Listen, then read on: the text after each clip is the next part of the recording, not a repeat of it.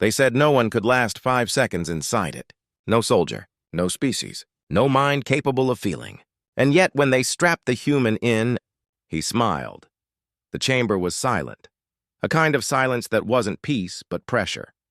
Metal walls hummed with restrained power, the kind that made the air feel thick, like it was watching you breathe. The Zither Dominion called it the pain simulator. It was the crown jewel of their cruelty, a machine built not to kill, but to erase.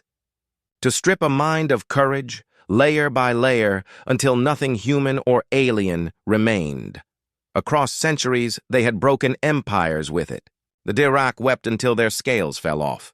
The Lurians begged for death within minutes. Entire rebellions ended inside that room, and now, a human sat there. Sergeant Cole Ward, Terran Expeditionary Corps, captured during the Orion conflict, one of the bloodiest wars humanity had ever stumbled into. He was the kind of soldier who looked like he'd already died twice and got bored staying there. The Zither technicians floated around him, long, translucent limbs clicking against the glass floor. Their leader, Vratil, adjusted the neural conduits with meticulous care, her crystalline eyes reflecting the human's pulse. "Subject is conscious," she murmured in that strange, echoing tone of theirs. "Resistance probability, less than 2%. Cole's lips twitched into something halfway between a grin and defiance. 2% still better odds than Vegas. They didn't understand the reference. They didn't have casinos. They didn't have humor. The chamber doors sealed with a hiss. Every sound seemed to vanish except the low, almost reverent hum of the machine. Then came the first pulse. It wasn't physical pain, not at first. It was deeper, like a whisper in the nerves, a memory of agony being rewritten into real sensation. His brain lit up in a storm of signals, ancient instincts screaming that he was burning alive. But Cole didn't scream.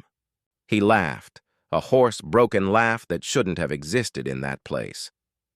The Zither technicians exchanged glances, a flicker of confusion rippling through their neural link. Vratil leaned forward. "Increase intensity. Level 6. The chamber lights shifted from blue to crimson. The hum deepened. The simulator sank its hooks deeper into Cole's nervous system, amplifying every signal until pain became music. His body arched against the restraints, but still no scream. Only clenched teeth and that same maddening grin. Inside his mind, something ancient stirred. Memories, earth, the smell of smoke and gun oil. His father's voice during boot camp. "Pain's just the body reminding you you're alive, son." "Don't let it do the talking." Cole bit down hard, every muscle trembling. He wasn't fighting the pain anymore. He was welcoming it. Testing it, measuring it like an opponent. "Level 9, Vratil ordered, her voice growing sharp. "Maximum tolerance threshold." A murmur rippled through the observation pit. No one had ever ordered that before. Not for any living subject. The machine screamed to life, its energy coiling like a serpent around the human form. Sensors flickered, heart rate spiking, neurons firing like solar flares, but Cole Ward was still conscious, still breathing, still smiling, a drop of blood traced down his nose. He looked up toward the viewing glass, straight into Vratil's many eyes, and with a voice that barely rose above a whisper, he said, "You call this pain?" The chamber went still. The translation unit hesitated, as if uncertain whether the words were meant as mockery or madness. To the Scyther, pain was sacred, a force that defined existence. To Cole, it was Tuesday. Vratil's composure cracked. "Impossible!" she hissed. No nervous system can sustain, but before she could finish, the machine began to glitch. Cole's neural readings were shifting. The pain response wasn't collapsing him, it was stabilizing. The simulator was feeding him energy, and his mind was adapting.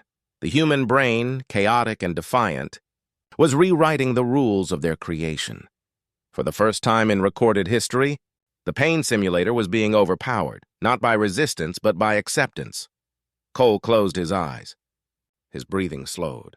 He found rhythm in agony, calm in chaos. A soldier meditating in the middle of hellfire. Minutes turned into hours. The observers whispered. The Dominion generals watching from the upper decks began to shift uncomfortably. Every metric said he should be dead. Every instinct said he wasn't human anymore, but he was. Pain had simply met its match. When the machine finally powered down, the silence hit harder than the torment. Cole's restraints released with a soft click. He fell forward, caught himself on trembling hands. Smoke rose from the floor, the aftermath of the impossible. Vratil approached, staring at the man who had done what no empire, no warrior ever had. "Why?" she asked, not in command, but in something closer to awe. "Why endure this?" Cole looked up, his voice low, steady, human. "Because it's what we do. We don't stop when it hurts. We start." The Zither had built a weapon to break empires. Instead, they'd built a mirror and found humanity staring back. The Dominion chambers fell silent. Orders were whispered. The impossible had occurred. And the hierarchy that ruled by fear had met something older, stronger, and infinitely louder. As the technicians reset the simulator for one final test, Vratil's voice trembled. "Bring the human back. We need to see how much louder he can roar." The chamber trembled like a living thing. Energy screamed through the walls, and in the center of it, a single human laughed in the face of godlike torment. The pain simulator had never been pushed this far before. The lights, once steady, flickered with violent pulses, the walls themselves groaning under the machine's growing hunger for power. Cole Ward sat strapped to the core seat, every muscle in his body convulsing, every nerve ablaze, and still, somehow, he remained conscious. Outside the chamber, the Scyther scientists spoke in fractured whispers. Level 12. No being has reached 11 before. He should have disintegrated by now. Their disbelief echoed louder than the hum of the machinery. Dr. Shira stood apart from them all, tall, angular, wrapped in a mantle of luminescent veins that pulsed in rhythm with the simulator. Her species had long since abandoned the concept of physical sensation. They considered it primitive, an inconvenience of evolution. Pain to the Zither was an equation, measurable, predictable, conquerable, until now. Cole's breathing came in ragged bursts, but every exhale carried something terrifying, a rhythm, a defiance, almost like he was daring the machine to do better. His heart rate shattered every recorded limit. His neural pathways flickered like lightning storms. Yet, when the chamber's AI announced neural collapse in progress, the human grinned and whispered through clenched teeth, "Collapse. My ass." A ripple of confusion spread through the control pit. The translation unit rendered his tone as humor. Humor. The Scyther had no protocol for that. Dr. Shira approached the glass. Her reflection stared back, sterile, perfect, emotionless. But beneath that reflection was something that shouldn't have existed: curiosity. She had dissected 100 species, studied the architecture of pain across the galaxy. All of them broke the same way, predictable thresholds, identical screams.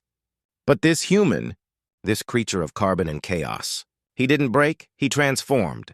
The pain simulator continued its cruel symphony. Electrical veins of light wrapped around Cole's body, pulsing in rhythm with his heart. Each surge of agony became a drumbeat. Each wave of pain, a pulse of identity. Inside his mind, the world blurred. He wasn't in a sterile alien lab anymore. He was home. The Arctic winds cut across his memory, a frozen wasteland during survival training. His squad had been stranded for 6 days without shelter. Frostbite, hunger, hallucinations. But they'd laughed then, too, sitting around a makeshift fire of burning ammo crates. One of the recruits had asked, "How do you ignore pain?" And Cole, half-conscious, had said, "You don't. You talk louder than it does." The same fire burned now. He could feel the cold in the pain. The rhythm of Earth's cruelty turned into strength. A flicker of movement caught Dr. Shira's eye. The machine's readings were impossible. The neural pain feedback loop had inverted. Instead of collapsing, Cole's brain was adapting. Every spike of torment rewired his threshold higher, pushing his biology beyond known limits. "Impossible," she murmured. "He's not resisting the pain. He's learning from it. The other Zayther recoiled. That's not adaptation. That's madness. Is it? Jira's voice softened. Or is it evolution? Her gaze lingered on the human's trembling body, broken, bleeding, radiant with something she couldn't name. For the first time in her long, calculated existence, she felt something unfamiliar crawling beneath her carapace. Not fear, not pity. Respect. Inside the chamber, Cole's laughter returned. It wasn't joy. It wasn't mockery. It was freedom. Every pulse of agony reminded him of what it meant to be human, to fall, to rise, to endure. He wasn't defying the machine anymore. He was becoming part of it, showing it what it meant to feel. The Zither Control AI emitted a low warning tone. Containment breach imminent. Neural overload beyond parameters. Vratil, the technician, reached for the power cutoff, but Dr. Shira's hand stopped her. No, let it continue. Vratil stared at her in disbelief. He'll die. Shira didn't blink. Then let him teach us what death means to his kind. The simulator flared brighter than ever, white light spilling into the corridors, throwing long alien shadows across the steel walls. The sound was unbearable, a mix of thunder and heartbeat, as if the universe itself was watching. Cole's vision fractured into color and sound, red waves, white pain, black silence. And through it all, one thought pulsed. We survive because we must. His laughter quieted, replaced by slow, steady breathing. Pain had stopped being pain. It had become proof. The machine's energy output began to fall. The human's vitals inexplicably stabilized. He was still conscious. Still smiling, Dr. Shira's voice came through the chamber speaker, calm, curious, almost reverent. Human, tell me what you feel. Cole opened one eye. Blood streaked down his cheek. His words came out as a rasp, hoarse, human, unbroken, alive. A long silence followed. For the first time in recorded Dominion history, no one spoke. Even the machine seemed to hesitate, its hum fading into something almost like submission. Dr. Shira turned to her colleagues, her voice lower now. We've built this device to measure suffering, but we never considered the possibility that pain could be power. Her assistants stared at her as though she'd committed blasphemy. But she didn't care. In the reflection of the observation glass, the human's heartbeat pulsed like a beacon. And in that rhythmic light, Shira saw something terrifyingly beautiful. The spark of understanding between tormentor and test subject. She whispered to herself, almost inaudible, maybe that's what makes them dangerous. They don't endure pain. They redefine it. The simulator powered down. The human slumped forward, barely breathing but undeniably alive. Dr. Shira stood in the ghostly glow of the afterlight, her mind unraveling centuries of doctrine. The Dominion had created a weapon to dominate. Instead, it had uncovered a truth older than stars. She looked at Cole Ward, half ruined, half divine, and made her decision. From that moment on, he was no longer a prisoner. He was her teacher, and the next experiment would not be about pain, but meaning. There are silences that teach louder than screams. In the sterile chamber where pain is measured in numbers, a human and an alien begin to speak, not in words, but in endurance. And somewhere between agony and awe, understanding begins to take shape. Days had no meaning in the chamber, only the rhythmic pulse of machinery and the shallow rise and fall of Cole's chest. Dr. Shira stood behind the reinforced glass, observing, though the word observing felt insufficient. It was like watching a star implode, something beautiful, terrifying, and entirely beyond her control. The machine hummed again, bathing Cole's body in a harsh blue light. Sensors read neural distress levels well past survivable limits, yet the human's vitals adapted, muscles tensed, released, recalibrated. The human nervous system, primitive by Zither standards, was rewriting itself in real time. But what unsettled her most wasn't the numbers. It was his face. Pain would flash across it, brief, sharp, then fade into stillness, as if he were learning from it. as if pain itself was a language he understood better than anyone alive. On the second day, she deactivated the chamber's sound dampeners. The human's breathing filled the sterile air, steady, controlled, intentional. And when the next surge hit, something unexpected happened. He laughed. Not the manic, hysterical sound of madness, but something else. Defiant, pure. A laugh that said, "I have been here before." Shira stared at him, her silver eyes narrowing. "Why do you laugh?" she asked through the translator field. Cole lifted his head, eyes still half blind from the lights. "Because it reminds me I'm alive." The translator struggled with the phrasing, as though even the machine couldn't process the meaning behind it. Alive. A word that, to her kind, meant functioning. To his, it meant feeling. That night, long after her colleagues left, Shira stayed. She rewatched the footage, frame by frame.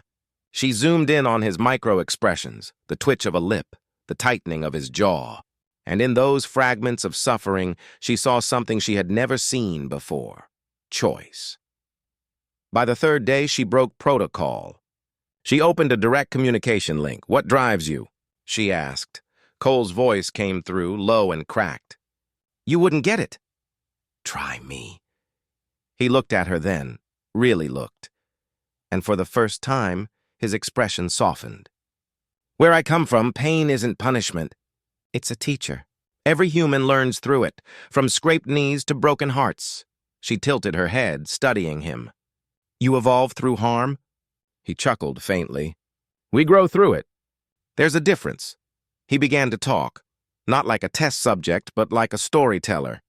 He spoke of marathons that pushed bodies past exhaustion, of childbirth, where life begins in screams and ends in warmth, of soldiers freezing in trenches but holding the line anyway, of the first humans who burned their hands discovering fire and still reached for it again. Every story redefined her understanding of pain. To the Zither, pain had always been the ultimate deterrent, a way to maintain control, enforce peace, suppress rebellion.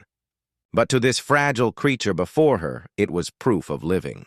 She watched him relive centuries of human struggle in mere sentences, and realized her species had misunderstood the very essence of endurance. For the first time, she felt something unfamiliar inside her chest. It wasn't empathy, not yet. It was curiosity, the dangerous kind that rewrites civilizations. "Tell me," she asked quietly, "when does the pain stop?" Cole's gaze locked on hers through the glass. "It doesn't," he said. "You just get better at carrying it." Something inside her, something long thought extinct, trembled.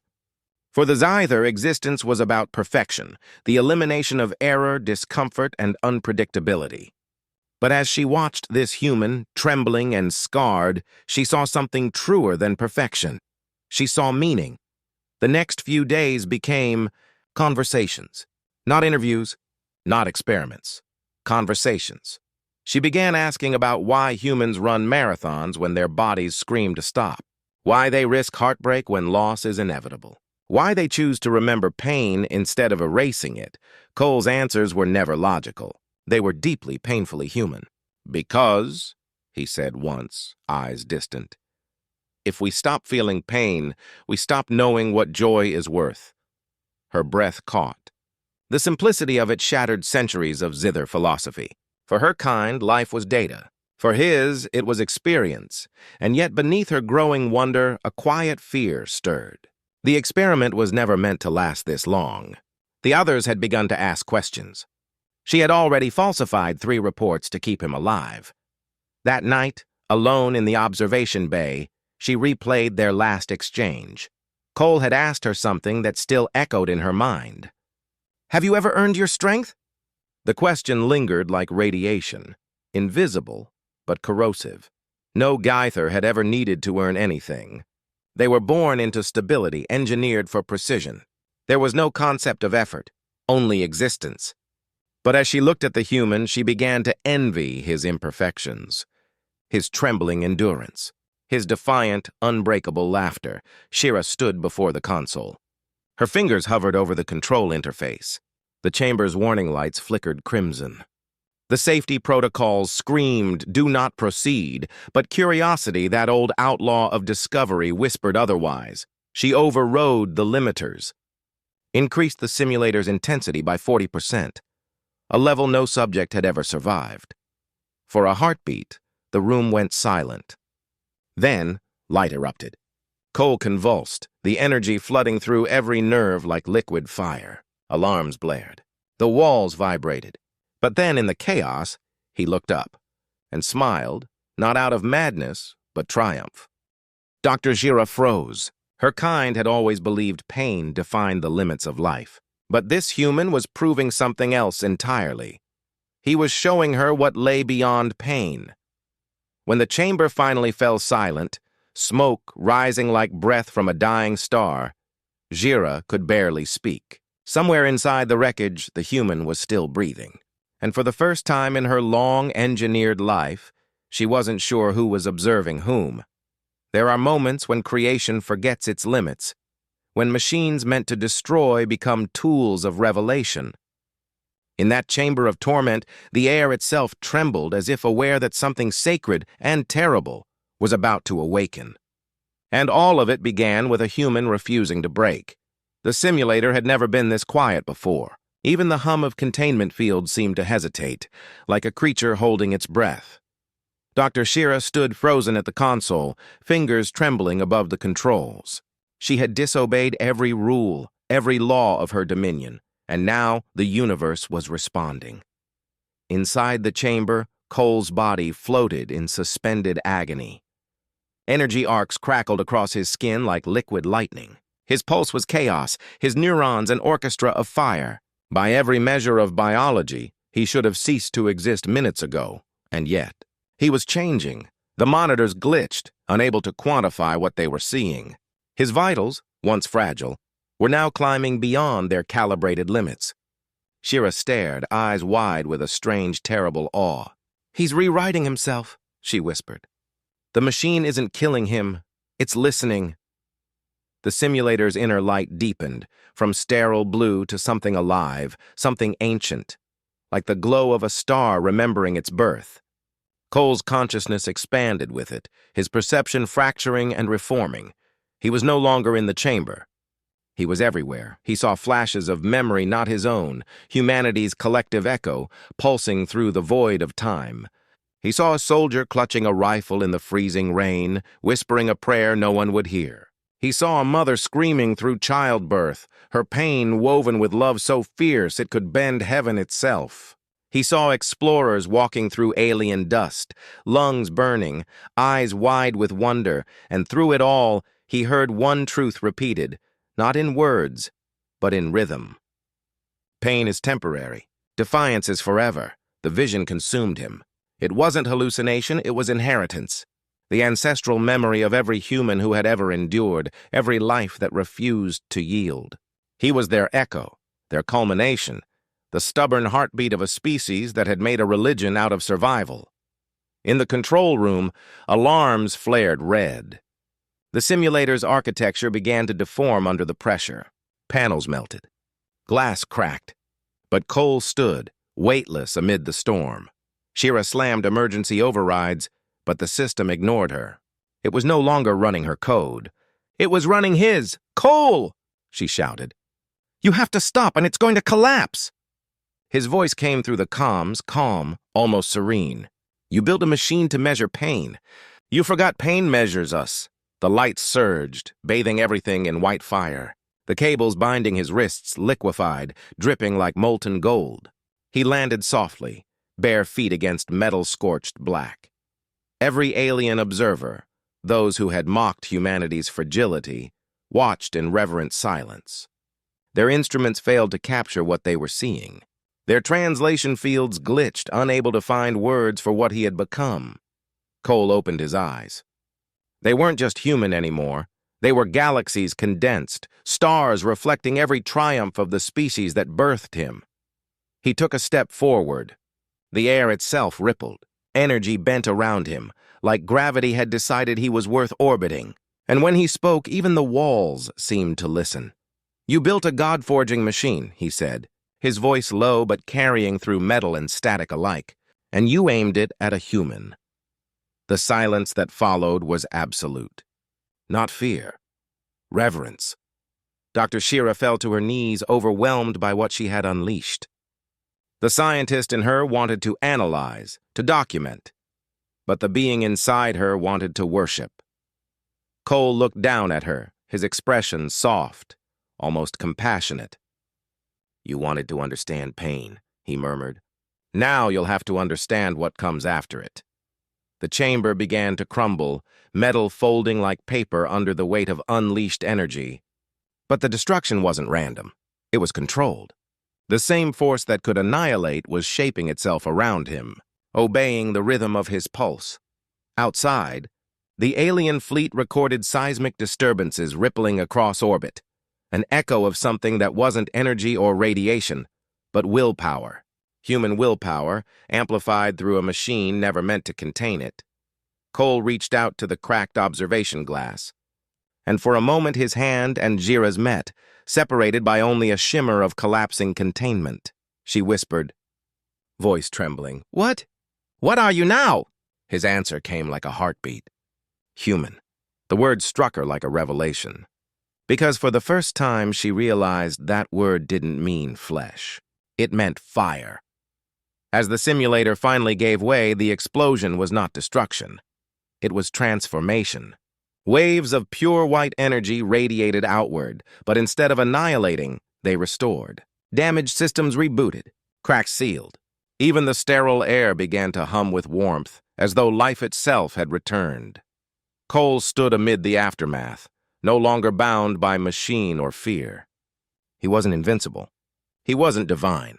He was something far more dangerous to any empire built on control. He was aware.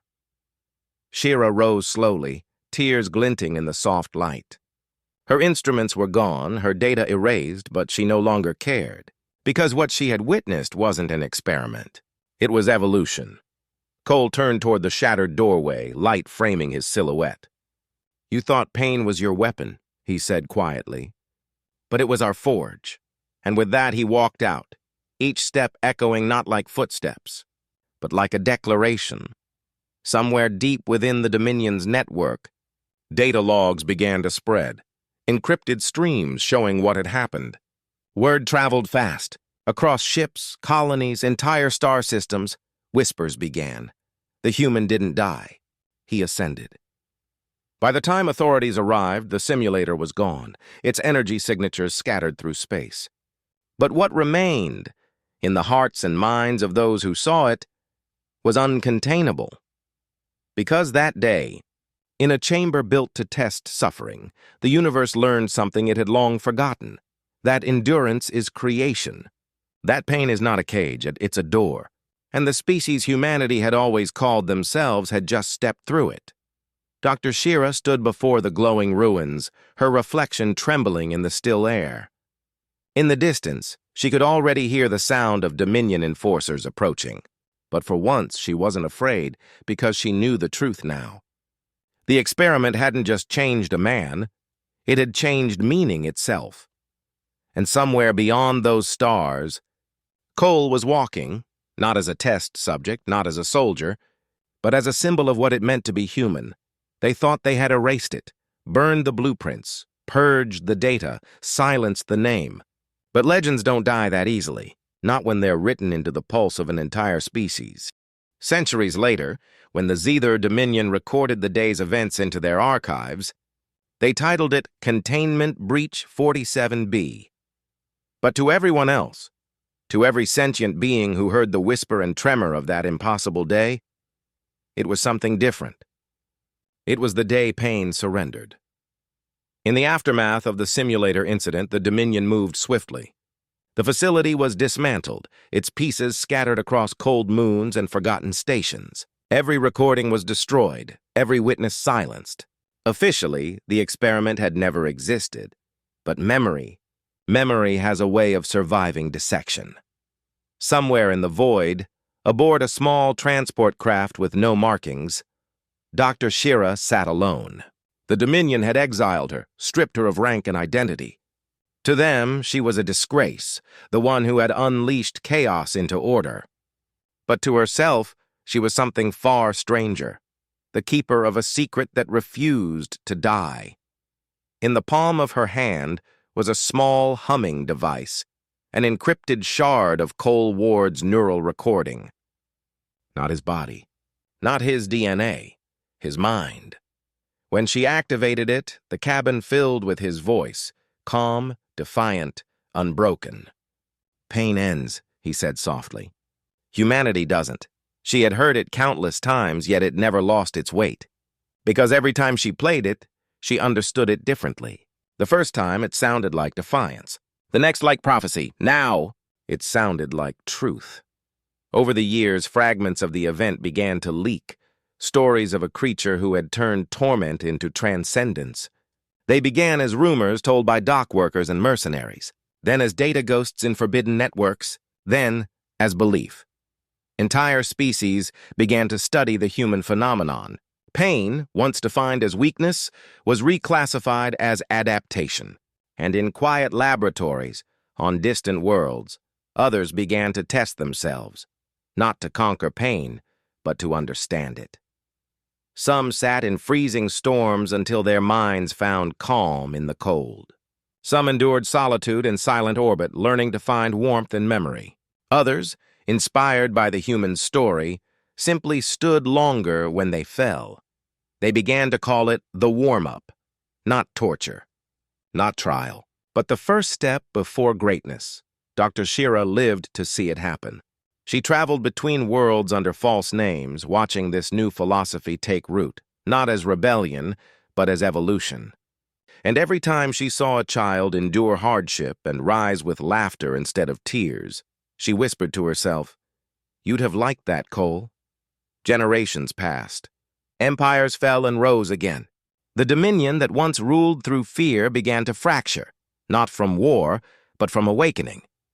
Because once a species learns that pain cannot control them, nothing can. And in the archives of those who remembered, Cole Ward became more than human. He became the measure of what it meant to be alive. Statues of him began appearing, not of muscle or armor, but of calmness. In each depiction, he stood unchained, head slightly bowed, eyes closed, as if listening to something beyond agony. Beneath every sculpture, the same words were carved. They called it a pain simulator. We called it the warm-up, and through that message, humanity was no longer seen as fragile flesh among cosmic giants. They were seen as teachers, the ones who could suffer and still smile. Some called it madness, others called it faith, but those who truly understood called it human. In time, the simulator itself became legend, a myth of a machine that tried to measure suffering and accidentally discovered meaning. Scholars debated its existence.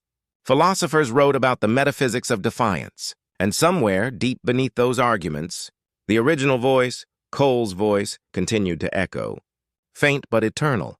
"You built a God-forging machine, and you aimed it at a human." The line became sacred.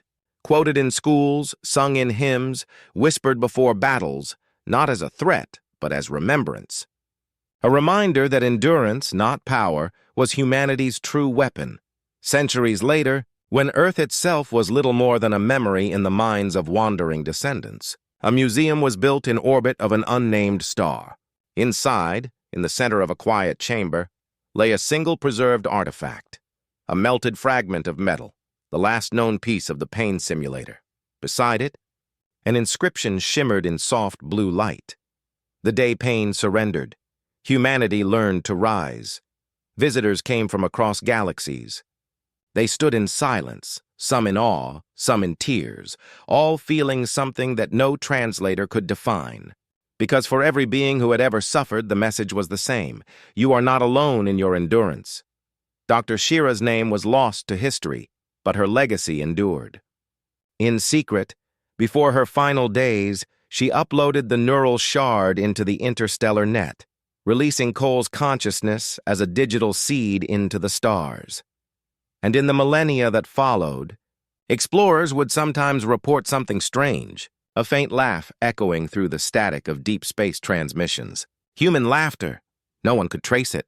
No one could prove it. But they all said the same thing, that it sounded like defiance wrapped in warmth.